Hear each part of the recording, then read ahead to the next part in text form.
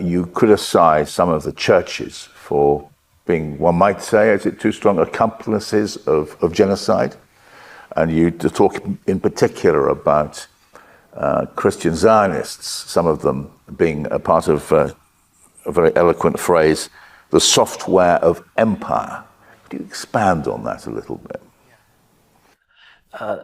The term the software of empire was actually coined by Palestinian theologian and pastor Mitri Rahib, who described that empires flourish or expand not just because of their hardware, the weapons, the power they have, the money they have, the fact that they are able to expand, might is right and all of that, but because also they need a narrative, a discourse. And in the case of Zionism, the religious discourse or the theological discourse is an important one. It's actually the main one.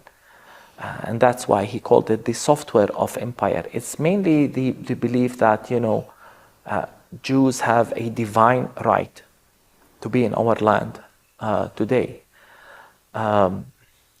So what that means is that the act of colonizing Palestine, displacing Palestinians, committing crimes along the way, ethnic cleansing in 1948, what's happening now in Gaza, all can be described as Jews returning to their land.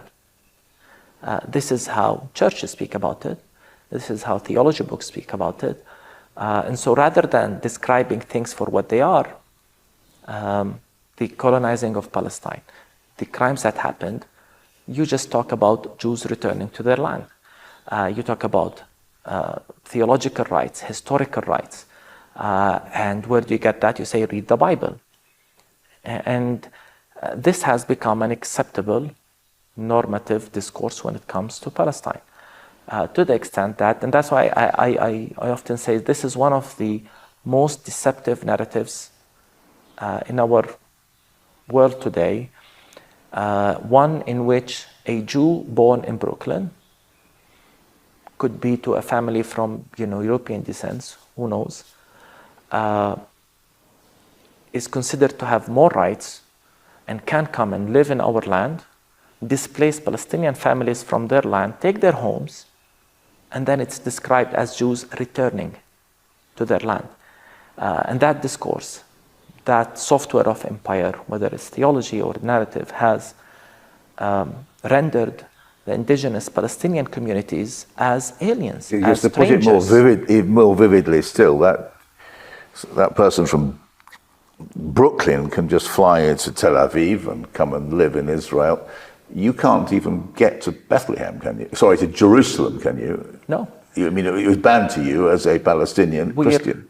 Not just to Jerusalem, and we can talk also about how I, as a Christian from this land, can go to Jerusalem. I need a permit from the Israeli military, and it's not guaranteed that I will get it. Yet, we also need to talk about the fact that we can't build homes, dig for waters, in the vast majority of the West Bank, not the entire historical Palestine.